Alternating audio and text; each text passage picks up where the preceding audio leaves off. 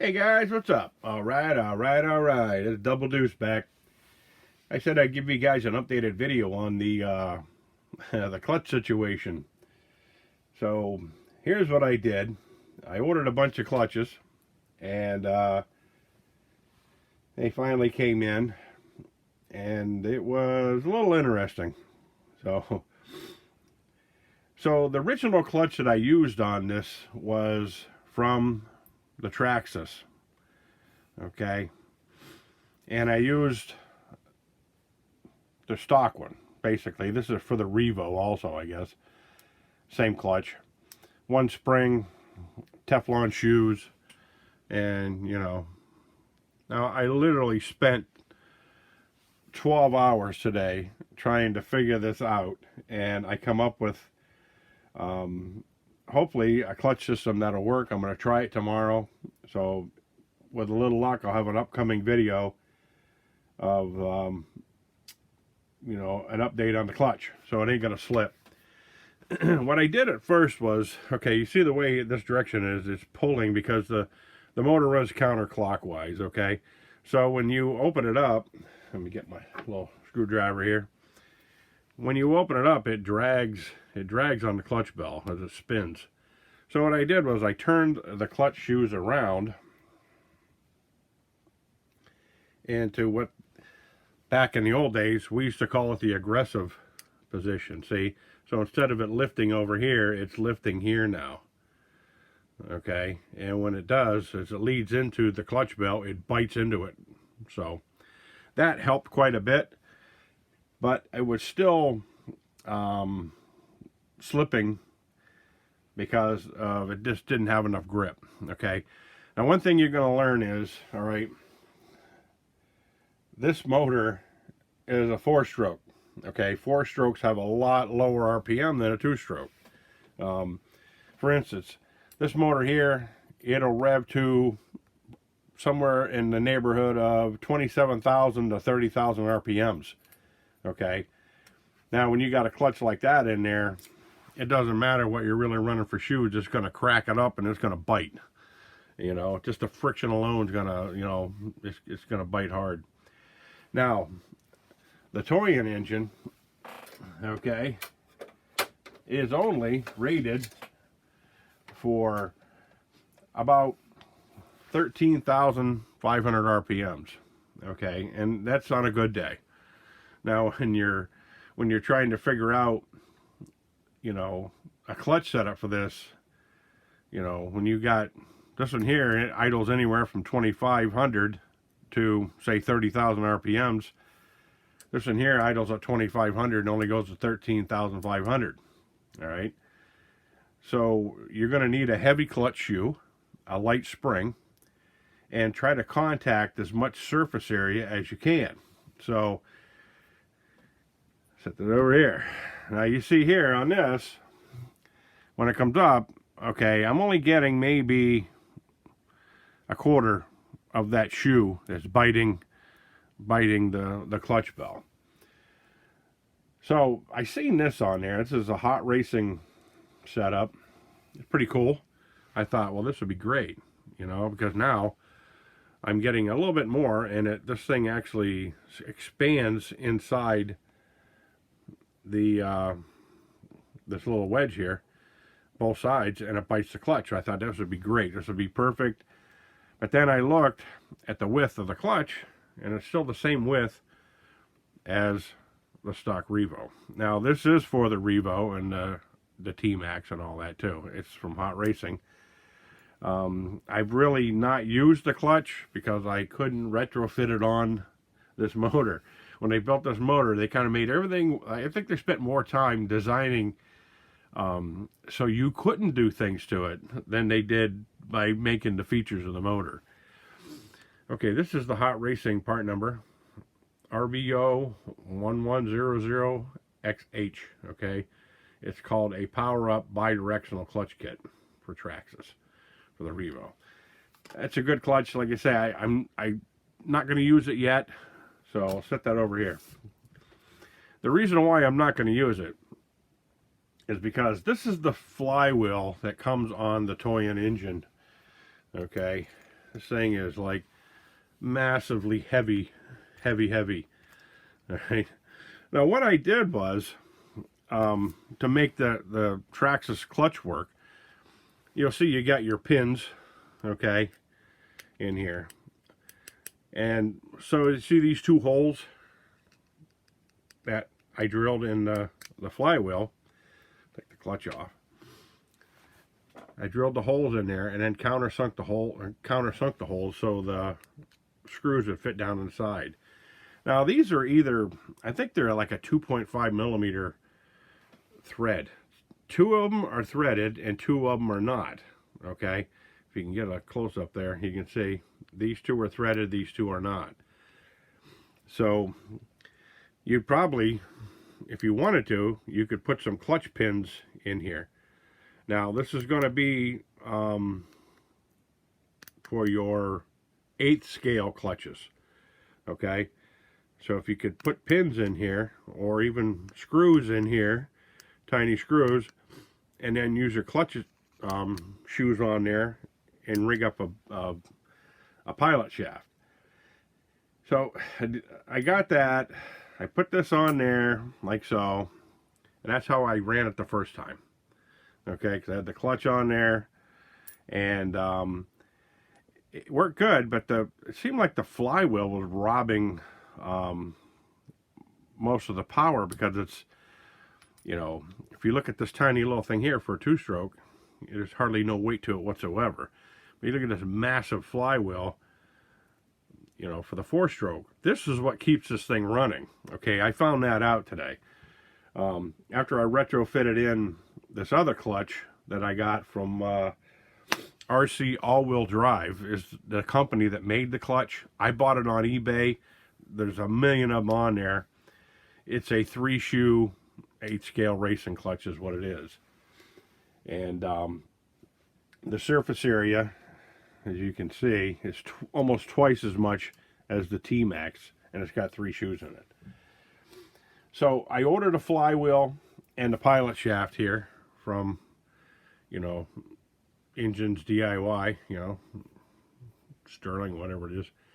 And it's cool and everything, but I really couldn't use this thing on anything that I needed, because for one, it's too long. All right, you'd have to cut off the bottom down here where the threads are, and it's not straight. You put it on, when you put it on here, the thing wobbles around like a, I don't know, it was a bad idea. So anyway, so I was able to use the flywheel I ordered. Now the flywheel is a lot smaller than this one, and I'll show you in a second. This is massive, and it's basically the size of the inside of it and the thickness of the inside of it. Okay, and that came with a hole in the bag, so the little pins and all that stuff were MIA. They weren't around. And so I thought I would use this pilot shaft. How I found out it was wobbly, I was going to use it on the hot racing clutch.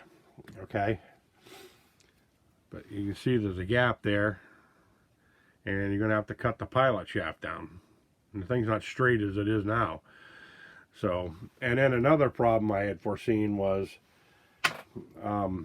when it's inside the shaft, there's nothing to hold the clutches permanently to one side, so it's going to be, they're going to be like that all the time. So that means one of them's going to be engaging. So that's when I decided to walk away from that whole project, and I was probably about 5 hours into it at that point. So, because I had already ground the bottom down, and because there was a little, like a boss on here, I ground the bottom down, tapped my hole, drilled my holes and everything so I could bolt to the flywheel, and then put this, you know, the pilot shaft in there. And like I say, that's how I found out it was wobbly. So anyway, this is what I ended up with doing. I put a 3-shoe clutch system in it. I'm gonna bring it right over to you guys so you can see what I did. Okay, now you can see Here's your belt with the starter gear. Here's the flywheel. It's a steel flywheel, which is good because it needs that for the inertia to keep this motor idling.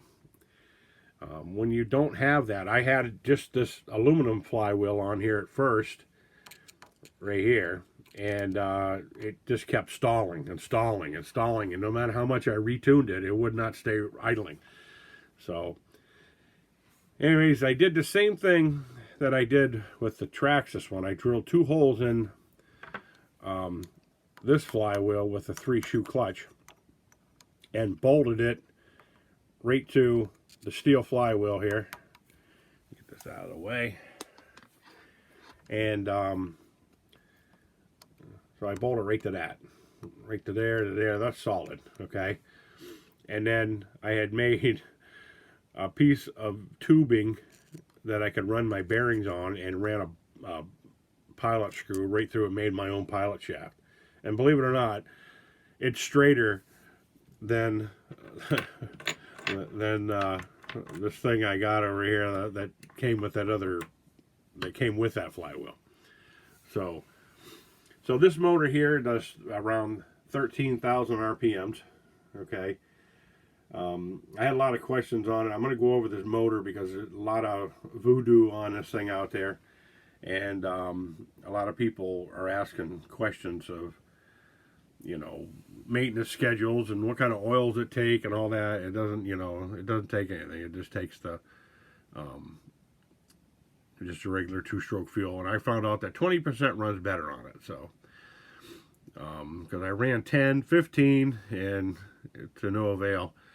So now you can see I got metal shavings and everything else. Now that's the Revo transmission, okay?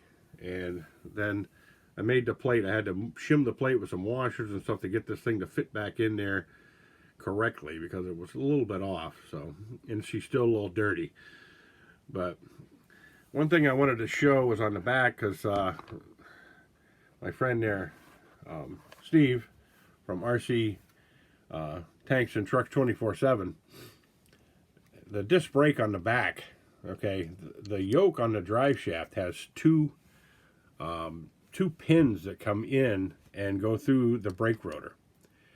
Now the earlier T-Maxes, they had like it's kind of a hexagon adapter that went into a hexagon brake rotor, okay, and the brake rotor was like a fiber compound, and the pads were aluminum on the other one.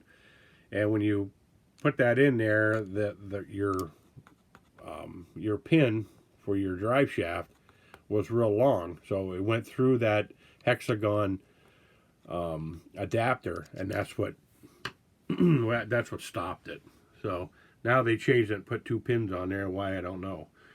But so, like I say, this is where I'm at. I'm back up for another test drive.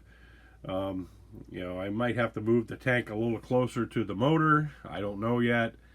I had problems with the fuel tank also. If you can see, there's a big screw in this thing here. And I took the nipple off and moved it back here, because for some reason it wasn't letting air back into the tank. So there was some kind of a casting flaw in this thing up here. And so I drilled it all out and everything to see what was going on. And you know, unfortunately, it's part of your seal. When you take that bolt off, that screw went all the way up to the top, and it was blocking off the airflow, and it kept causing a vacuum in the tank. That was part of my problem. Between the clutch slipping and the fuel tank, you know, pulling the vacuum, my first ride seemed a little lame. It didn't sound like it was had any balls or not. So now that I got a 3-shoe clutch with double the width on it, like I say, there's your Traxxas clutch. You can see it's almost double of the thing. So I got a lot more surface area for the clutch. And like I say, once I figured out a way to do it, it wasn't that bad. But like, it took me 12 hours to figure that out. And so I'm buzzed out of my head right now with caffeine because I had a lot of coffee. I probably should have had a couple of beers, but anyway, so that's where I'm at with the clutch. So we'll give it a run tomorrow, and we'll see how it goes, and I'll put up another video for you guys. So anywho, like, share, subscribe if you want. Like I say, I thank everybody greatly out there. You know, you guys really kept, you know, I was about ready to throw in a towel, and you guys had totally like lit me back up again to keep doing these builds. So there's going to be a lot more builds to come. And being at this little motor, when I said I was all set with nitro motors, I don't know, just kind of brought life back into it. But anywho, I got it shifting and I got it running, so we'll see what happens. Okay, guys, take care. Adios.